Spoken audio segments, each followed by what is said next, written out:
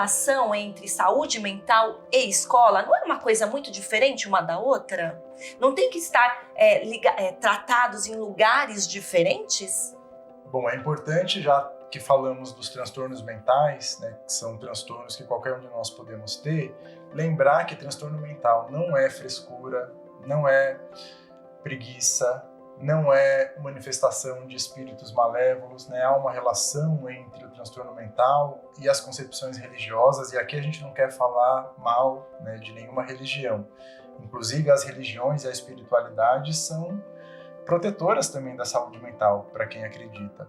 Mas a gente não pode também que, por meio das práticas religiosas, as pessoas evitem, às vezes, o tratamento. Quantas pessoas demoraram, né, para buscar atendimento por conta de uma crença religiosa? Então, a ideia é que a gente possa unir, né, os conhecimentos populares, os conhecimentos religiosos ao conhecimento científico. Entender que o transtorno mental não é algo que a pessoa queira ter, né? A gente não consegue dissimular um transtorno mental. Faz parte de um momento difícil na vida de quem tem, né? Às vezes a gente só entende um transtorno mental quando a gente adoece ou quando a gente tem alguém muito próximo a nós que adoece, né? Então a ideia de lidar com a diminuição do preconceito é também para que sem preconceito a gente possa falar mais, né?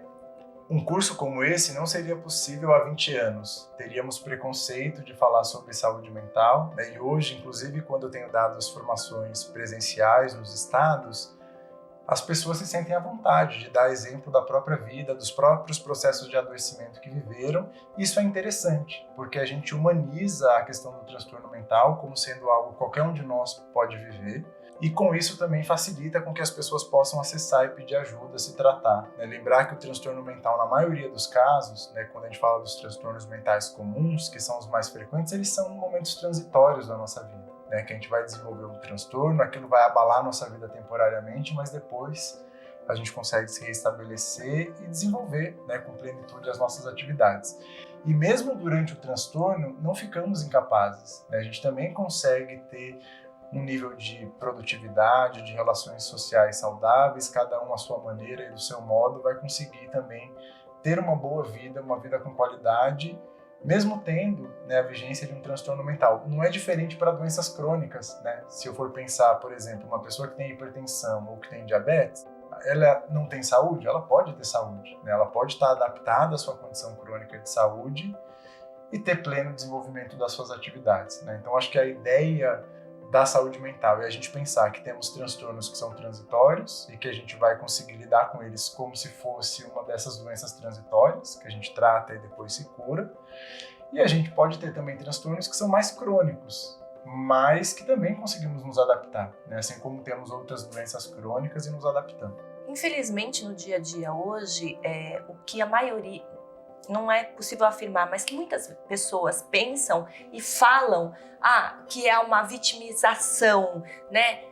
Na minha época também acontecia isso e eu não tinha nada disso. Professor, sala de aula de professor né, um caso bem delicado, e quantas vezes nós ouvimos colegas falando, mas isso é frescura?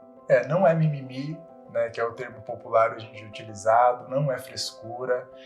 A gente precisa respeitar as pessoas, né, que estão vivendo um momento ali, um transtorno mental, né? Pode acontecer com a gente, talvez quando aconteça com a gente desenvolva uma sensibilidade, uma empatia, né, para quem sofre com as questões de saúde mental. E uma outra coisa que é importante falar, né, diferente de outras doenças que a gente tem um exame laboratorial, um valor de referência que eu sei, se o meu exame der alterado para cima ou para baixo desse valor, eu tenho um diagnóstico e eu tenho um tratamento.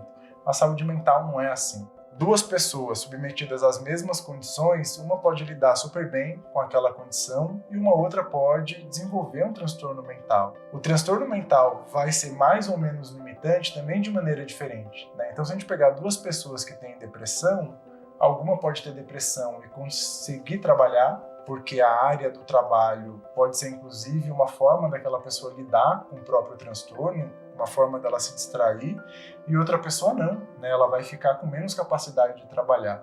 Então, quando a gente faz comparações entre pessoas, entre professores e entre estudantes, talvez a gente não ajude para a diminuição do preconceito. A gente tem que lembrar que cada pessoa vai manifestar os sintomas e vai lidar com esses sintomas de uma maneira própria.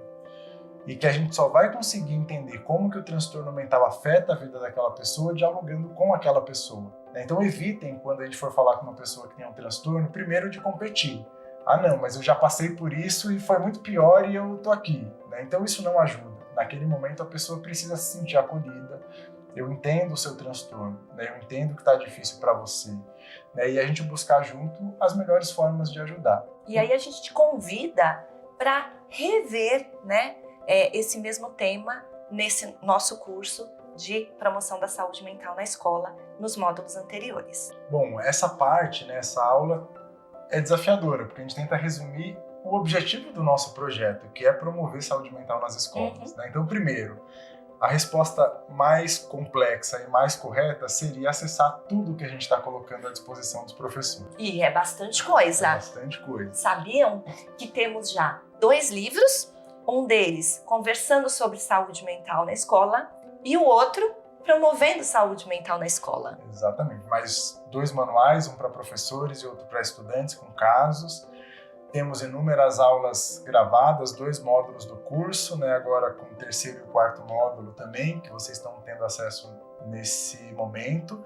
Então, assim, não dá para simplificar uma resposta, mas eu vou tentar dar uma resposta, porque você me pediu.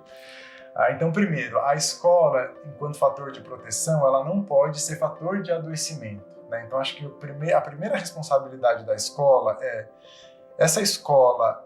Ela é um ambiente saudável ou ela é um ambiente autoritário que promove adoecimento, uma escola em que as pessoas tratem umas às outras com violência, que a gente não tenha bom encaminhamento dos casos de bullying, de preconceito, uma escola que promova um ambiente e relações saudáveis. A gente vai, inclusive, falar um pouco mais disso ainda nesse módulo. Então, a primeira coisa que a gente tem que se perguntar é: a escola ela não pode ser fator de adoecimento, ela tem que ser fator de proteção. Sendo fator de proteção, como que a escola pode promover saúde mental? Faz parte desse módulo inteiro. Então, a escola que, primeiro, tenha uma boa escuta, uma escola em que falar sobre saúde mental faz parte do dia a dia. A gente está aqui, a gente sabe que os professores que estão nos assistindo, cada um tem as suas atribuições. Eu tenho professor de português, de matemática, geografia, atividade física. Em qualquer um desses temas e dessas áreas, a gente pode falar sobre como construir uma sociedade com menos preconceito, uma sociedade que se preocupe com as pessoas. Então, por exemplo, numa aula de português, a nossa linguagem ela é uma construção histórica. O quanto da nossa linguagem foi usada para manutenção de preconceito. A gente pode usar esses exemplos e falar disso. Numa aula de história, a gente pode estar falando da história de como a sociedade lidou com as pessoas que tinham transtorno mental. Então eu entendo que a escola pode promover, por meio da educação, um ambiente protetivo e de promoção. E aí falamos também da atividade física, das relações sociais saudáveis. A gente sabe o quanto que boas relações sociais são protetivas para a saúde mental, ensinar sobre qualidade do sono, promover uma boa alimentação, como já acontece. Então, acho que são vários elementos conjugados que a escola pode favorecer e oferecer aos estudantes que contribuem com a saúde mental. E não sou eu que estou falando isso. O nosso projeto ele é todo fundamentado numa recomendação da Organização Mundial da Saúde, que entende a escola como um ambiente propício para o desenvolvimento da promoção da saúde mental. Lembra que as escolas elas estão em todas as comunidades do nosso país. Então, uma escola inserida numa comunidade entende muito melhor do que uma política pública que vem lá de longe sobre qual que é a necessidade daquela comunidade. De que comunidade eu estou falando? É uma comunidade quilombola? É uma comunidade indígena? É uma comunidade que tem pessoas de baixa renda, que tem uma favela? A escola sabe lidar com essas questões do território e traduzir esse conhecimento de uma forma que faça sentido às pessoas que ali estão.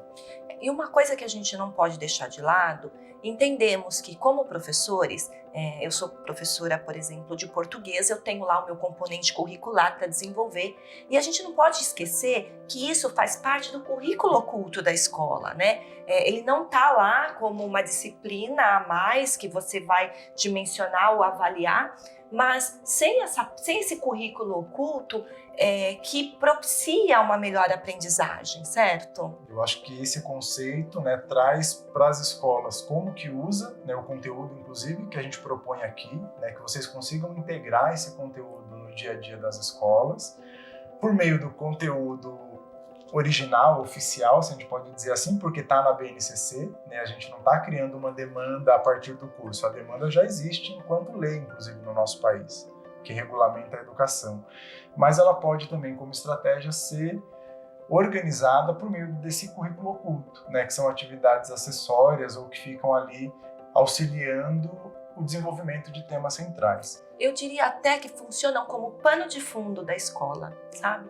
E sem dúvida alguma, um dos fatores primordiais é trazer o estudante para essa dinâmica, né? É dar a voz, a palavra, transformar o estudante em protagonista mesmo, porque muitas vezes ele nos traz coisas que nós, educadores, às vezes não percebemos. Sim.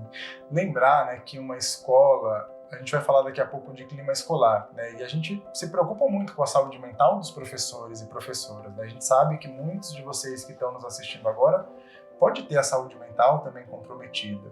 E aí lembrar que faz parte da proteção da nossa saúde mental trabalhar de uma forma que a gente veja sentido naquilo que a gente faz, né? Então, quando a gente entende que o nosso trabalho tem ajudado estudantes, né, que tem ajudado estudantes a se desenvolverem, aquilo gera uma satisfação e protege a nossa saúde mental, né? Então também não dá para dissociar uma escola em que os professores estão desmotivados, em que a relação entre professores é muito ruim e que a gente também pode ter alguns professores adoecidos. Não dá para a gente achar que essa escola teria boas condições de promover condições adequadas de saúde mental para estudantes.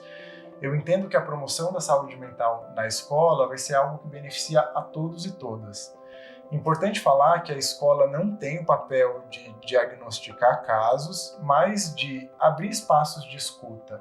Não adianta a gente fingir que o problema de saúde mental não interfere na escola. Isso até é um mecanismo de defesa, né? Eu vejo às vezes professores que perguntam, né, se ele deveria de fato estar se preocupando com saúde mental. E aí a resposta que eu costumo dar: primeiro, o objetivo final da escola é o processo educacional. A gente acabou de trazer aqui um conteúdo falando que pessoas que tiverem com a saúde mental abalada, elas terão a capacidade cognitiva também abalada. Então, se eu não me preocupo hoje com saúde mental na escola, eu vou ter o objetivo final da escola sendo impactado, né? Então, eu vou ter pessoas aprendendo menos ou aprendendo com pior qualidade. Então eu preciso criar essa rede, né, que escute as pessoas, que identifique os casos mais graves, que esses casos mais graves possam ser encaminhados para a rede protetiva, para a rede de atenção à saúde, né? Temos a rede de atenção psicossocial, e que para a maioria das pessoas o ambiente saudável seja protetivo, né? Eu entendo que muitas escolas já têm trabalhos muito bonitos com relação a isso, né? Eu tenho aprendido muito visitando escolas. Às vezes aqui a gente está conseguindo colocar as coisas com alguns nomes mais técnicos, científicos, mas de práticas que alguns de vocês já se reconheçam como sendo prática da sua atividade docente há mais de 20 anos. Só não sabia o quanto que isso era importante para a saúde mental. Identificar e legitimar, né, essa parte e transformar a escola com um maior acolhimento, um clima mais solidário, que a gente vai falar já já.